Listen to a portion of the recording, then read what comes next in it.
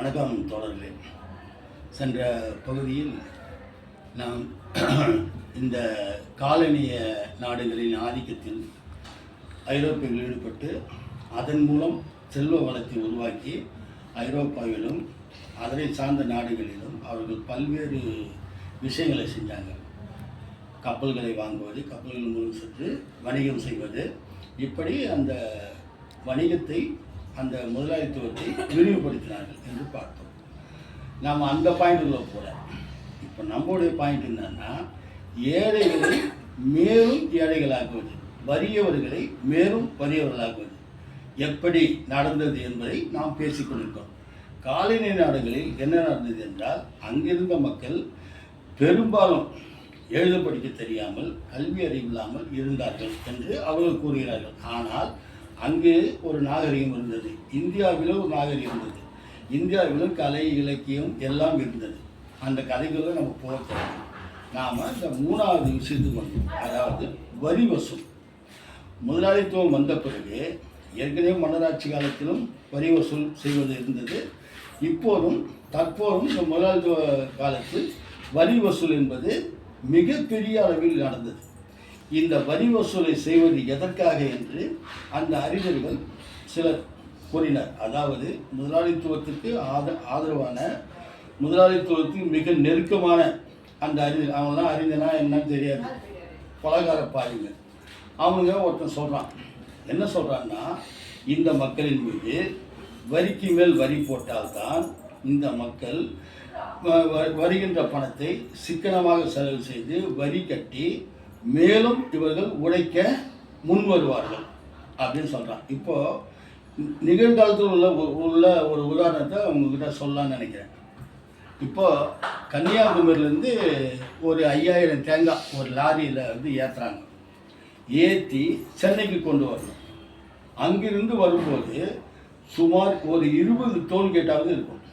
ஒவ்வொரு டோல்கேட்லையும் அவர் கொஞ்சம் கொஞ்சமாக பணம் கட்டினே வரணும். லாரி டிரைவர் பணம் கட்டிக்கிட்டே இங்கே வந்து சேர்ந்தால் அந்த வரி கட்டின பணத்தை, அந்த டோல்கேட்டில் கட்டின பணத்தை எதன் மீது வைத்து விற்பார்? கொண்டு வந்த தேங்காய்களின் மீது தான் அந்த வரி பணத்தை கொண்டு வந்து வைப்பார்.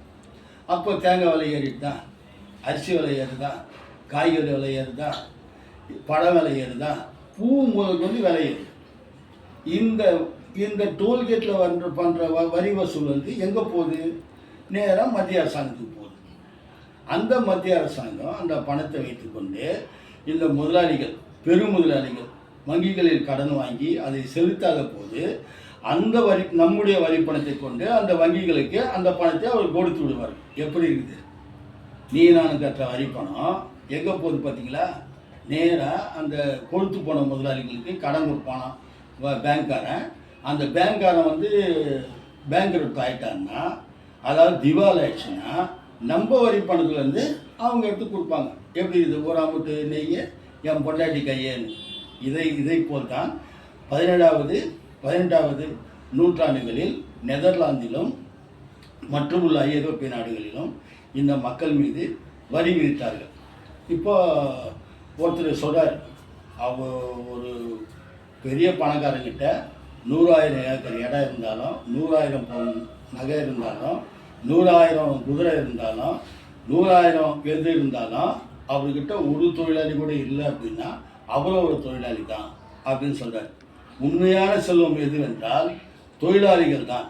தொழிலாளிகள் இல்லை என்றால் அந்த பணக்காரர்களிடத்தில் செல்வம் என்பது சேராது. திட்டவட்டமாக கண்டுபிடிச்சிட்டாங்க. அவங்க 17ஆம் நூற்றாண்டிலேயே கண்டுபிடிச்சிட்டாங்க.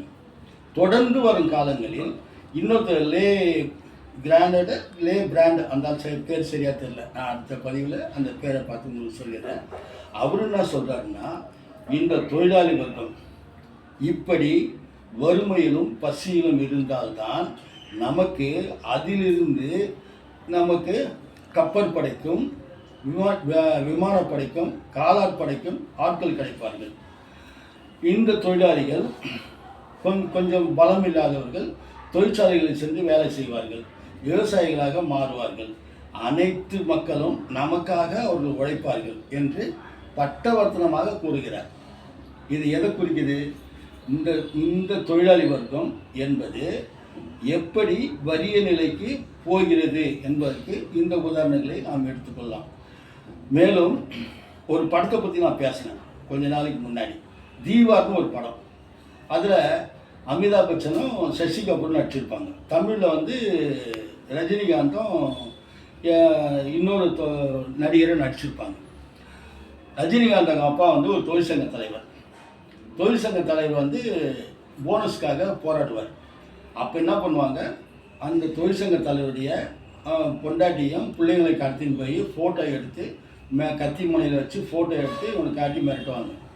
அப்போ என்ன பண்ணுவார், ஒரு பொண்டாட்டி பிள்ளைங்களை காப்பாற்றுற விஷயத்தில் விட்டு கொடுக்காம அவர் தொழிலாளிகளுக்கு உரிமையை விட்டு கொடுத்துட்டு வந்துடுவார். ஐயோ முதலாளி வந்து ஒத்துக்கல அப்படின்னு சொல்லிட்டு பின்னாடியே வந்து அந்த முதலாளி போட்டு கொடுத்துருவான். ஐயோ பாதி அவங்க தொழிலாளி தலைவன் வந்து இதை மாதிரி என்கிட்ட லஞ்சம் வாங்கிட்டு உங்களை காட்டி கொடுத்துட்டான், உங்களுக்கு போனஸ் வராமல் செஞ்சுட்டான், உங்களுக்கு சம்பள உயர்வு வராமல் செஞ்சுட்டான்னு சொல்லுவார்.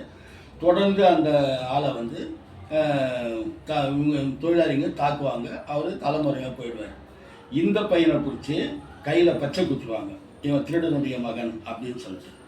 புல்கே சட்டத்தில் தான் அலைவார் அமிதாப் பச்சன் ஹிந்தியில். தமிழில் ரஜினிகாந்தும் புல்கே சட்டை போட்டு தான் அலைவார். இதில் என்ன ஆகுன்னா, ரஜினிகாந்த் வந்து ஹார்பரில் வேலை செய்வார். வேலை செய்யும்போது சில நபர்கள் வந்து தவறான முறையில் நடந்துக்கும் போது அவங்களை தாக்குவார். தாக்கின உடனே அவங்க அதெல்லாம் ஓடிடுவாருங்க. ஆனால் ரஜினிகாந்துடைய வாழ்க்கை பாதை எப்படி மாறும் என்றால், ஒரு கடத்தல்காரன் தான் அவர் அகப்பட்டு போவார். கடத்தல்காரன் கூட சேர்ந்து இவரும் அந்த கடத்தல் கொடுத்துக்கு தலைவனாக மாறிடுவார். இவருடைய தம்பி என்ன பண்ணுவான், ஒழுங்காக படித்து போலீஸ் ஆகிடும்.